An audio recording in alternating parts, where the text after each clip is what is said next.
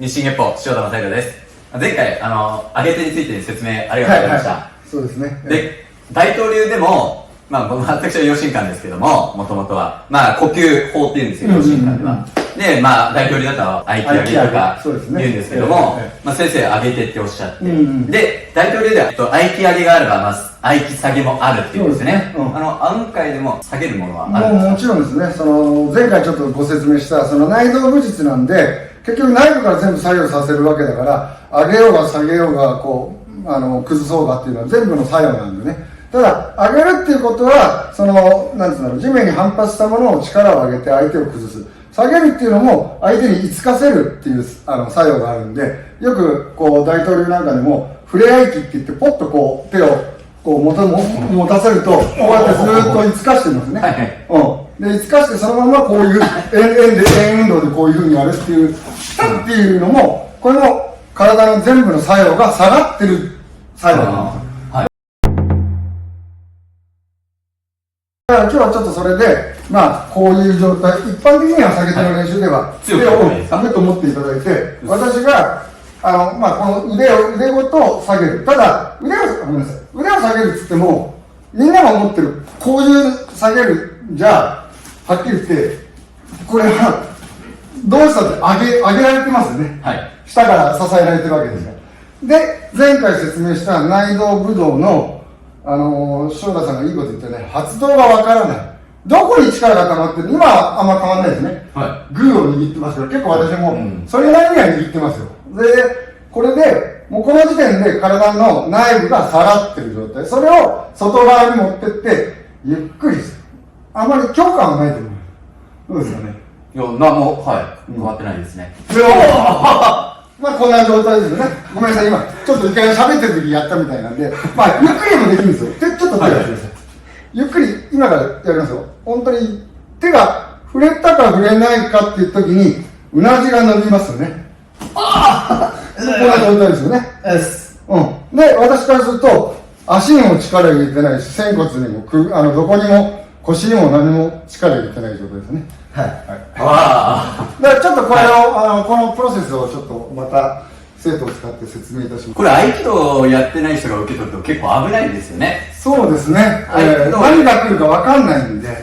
だから今のとか膝とかを緩めて受け身を取んないと。だから多分、武道やってない人、ね、脱力ができてないから。そうですね。力感があると、例えば何か来た時に瞬間的に、例えば筋肉が、武道をやってて体幹とか強いのは耐えようとすると、その耐えようとする自分の、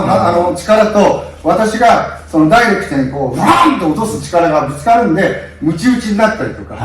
そうですね。普通だってこうやってちょっと頑張ってください。バローンとこうするとごめんなさい、耐えられますよね。こうすると、だけど一回ふわっと来ちゃうと、どうですか？一回ここに来ちゃうんですよ。来ます。ふわーって。それで今度はここはちょっと痛いですよね。車ってショートしてね、急激に急ブレーキするとってなっちゃうと同じなんで。だから武術って瞬間に相手をマインドを止めさせたり、察知ができないっていうのは、来るぞじゃない。わかんなくてボッてくるから、その時にどうしたって人間っていうのは上下反射もあるし、目で見てたり筋肉だって反射があるんで、そこで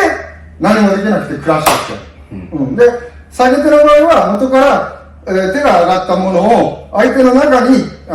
内側から作用させて重心ごと下げさせるわけなんで、バーベルを持った状態で、バーベルを持った状態でこうやっていくら下半身に力入れたって下がらないですよね。だからそれをゆっくりダラダラって。で、この時点では何の私からすると片足でも何もないですね。でも片足でこうやって何もないところの状態からだから全然落下する速度が速いわけですよ。そして今片足でやる。私今こうやってましたね。だからちょっとその構造を説明しますんで、練習方法をちょっと皆さんで検証してみてください。またなんかすごいのをね、やってくれましたね、先生。内臓武道のちょっとしたね、一つの現象ですから、上げても下げてもやっぱり体が反応を起こす動作なんで、上げてやったからすごい、下げてやったからすごいっていうその動作の部分じゃなくて、全部そういう形で体の構造が変わればこういうふうに作用できますよ。はい、でそれで下げてたんですけど、下げてって先生が、言ってたようにこう握った時にちょっと一回下げてみてください。でここでまたぶつかりますよね、上げてってやったようにこういうところなのでここを改善したいなっていう思ってるんですよ。でまずちょっとここで立っていただいて、でちょっとこうやって肘をこういうふうにやってください。で、結局これを下げることに行くんですけど、この手っていうのが、先生も前回というか、以前に脳が大切っていう言ってましたよね。ここに反応を起こさないっていう。だけどここ下げようとすると、僕がここの圧力が上がって力が入ってるってことが分かって、だからこう力をさらに加えることができる。じゃあこれをどうすればいいのか。じゃあ実は先生がよく肘が大切、肘から先って言うんですけど、じゃあ肘を、実はこれも先生がずっと昔にこれを、いや実はねこれ大切なんですよって、はい、ちょっとこの場を借りしてちょっと紹介しますけど、ゆっくりこの肘を出してみてください。難しいんですよね、はい、こうそう寄りかかっちゃうし、でちょっと僕のここを押さえてください。でこれでこうやろうとしたら僕が逆にこうやってこう戻っちゃいますよね、こうやって。で以前言っていたここのまた同じトリックもちょっと入るんですけど、ここのうなじのところのベースのところにちょっと僕バランスかけます。そうすると今仙骨が立ってます。そうするとどうですか、またここの圧力が減ったんですよ。でそうするとこの圧力が減るっていうことは、これが前に出れる。前に出るっていうことは、実はここの位置が変わったんですよね。ということは、こう握った時にここが問題じゃなくて、最初はここを肘をどうするのかっていうことは、なのでここでこう取ってゆっくりこうやってこうスーッとこうやって、おでこをこう同時に少し顎とおでこを少し引いて、こうだとここのプレッシャーはあんまり変わってないんですよね。そうするとなるんです。今の場合は先生の内道のここのバーベルのこのドロップとまた違います。ただここのところをこうどうするのかっていう、肘をこう出しちゃえばいいっていう問題じゃないんですよ。今のこれどうですか、今圧力はこっちぶつかってるじゃない。ぶつかっちゃうとこれでほらいけないじゃないですか。なのでさっき言ってた、僕はこことここをちょっとこう調整すると、今はどうですか。どっちもあれですね。ない。じゃあちょっと押田さんにこれでちょっと曲げていただいてもらえますか。そうでここはどうでもよくて、ここにちょっと集中。そうするとどうですか、少しリラックスできます、でそのリラックスした状態でゆっくりこの肘だけを僕の方に当ててください。ゆっくり体重をかけちゃう。かけない。肘だけをスッとこう前に出す。そうもっとそうすると僕の方にこう来るんですよ。なので今度僕が握ります。で同じような感じで肘をゆっくりもっとで今度は下げておーいいね今来たよ今来たよ原因かっていう。いや本当に来ましたよ。これが今ロバートが説明したやり方が、私からすると、私はもうここからダイレクトになっちゃうけど、そこに通るにはやっぱり手首や肘やら肩っていう状態ですね。でどこがブロックするかっていうことを認識して、そのブロックするところを解消する。で解消するためには、さっき一番上げ手の時に説明した、または前回の私が姿勢をこう強調して、こういう正しいアライメントを取るんですよって言ったところをやると、さっき押田さんの反応じゃないけど、あれなんだろう、なんかこう姿勢をちょっとこう修正しただけなのに力がかかったり、なくなったりっていう現象が起きるわけじゃないですか。これちょっとかけていただいて、それでちょっとバランスを取るような一回、そうするとここでかかとに対してバランスしてるってどうですか、少し揺らってなりません？でちょうどこのところをちょっと覚えてくださいと、はいでもう一回そうでここの結局彼のここ握っててもここのところをこっちのかかとの方にこう持ってくると軽くなりません？少しここの圧力が軽くなってます。そう軽くなったところでそれで下げてみてください。いい僕の不安定を利用する。不安定も利用します。なんか掴みどころがなくなっちゃいましたよね。最初は僕は安定してこう持たれてたわけですけども、僕も自身も筋力をかけずにこう立っているような状態で、ちょっとなんか少し息は揺られてしまうような不安定な状態です。何も力みがない状態だと今みたいに、実際抑えてる方だって別にこうね、一定の圧力で本気で抑えてるわけですね、だからそこをちゃんと実験していただいて、検証していただかないと、でどんどんその、技術がすごく深くなると抑えられたところが思いっきり抑えてくるところを私がグーでこうこれはちょっと表現しているけど、こうやって今手が真っ赤になるぐらい力強くなってますよね、で一般的にはこの力が強い状態で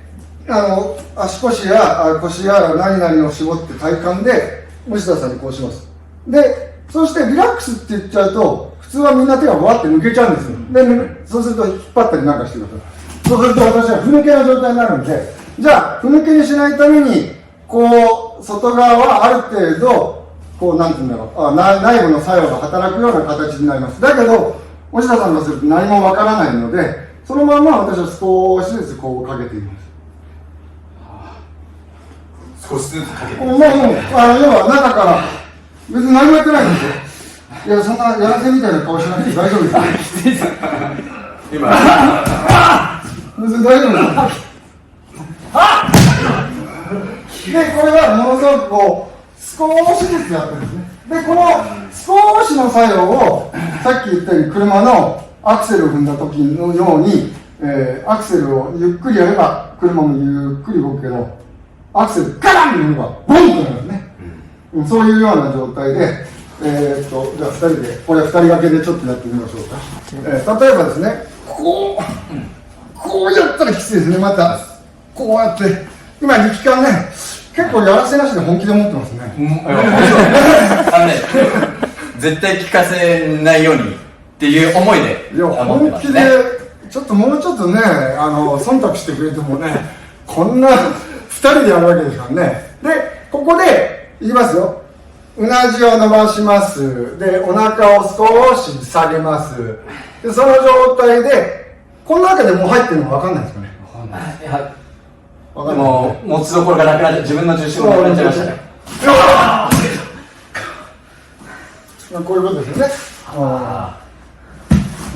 だから飛ばすんだったらこうすればそっちが飛ぶし、今はここを押されてこういう方向で押されてるんで、ただ真下に落としただけですよね。それを技としてはこういうふうにしたい。こういうふうにすればそっちから行ってくれるんで、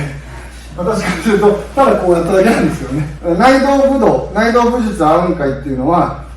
最初から別にこのポンポン飛ばさなくていいんですけど、さっき塩田さんが言ったように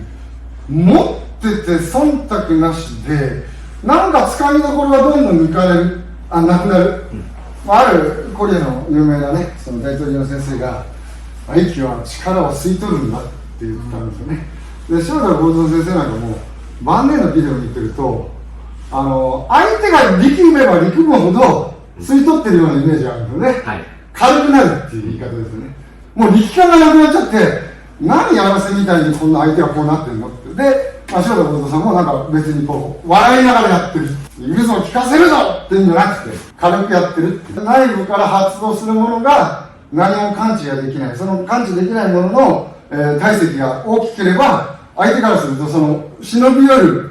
エネルギーっていうか力のモーメントが分からなくなる。多分こういうのが私が今ずっと20年間考えている内道武道なんですよね。姿勢を正します。で、胸地を伸ばして、仙骨伸ばします。で、一回肩上げちゃっていいですよ、もう肩。で、グランと落とします。で、肘が、肩が落ちてるときに、ここの問題を抜きにして、肘が真下にボンとドロップしてくる。もういいじゃないですか。どうですかね、実感はあります今。なんかやってるほど実感はないですね。ただ手を下げてるだけですから。下げてるじゃないですか。これが下げてですよ。あ下げようとして相手を崩そうじゃなくて、下がったところに相手がいただけなんですよね。ぶつかりがないですね。だからまあちょっと今日はこういった形でね、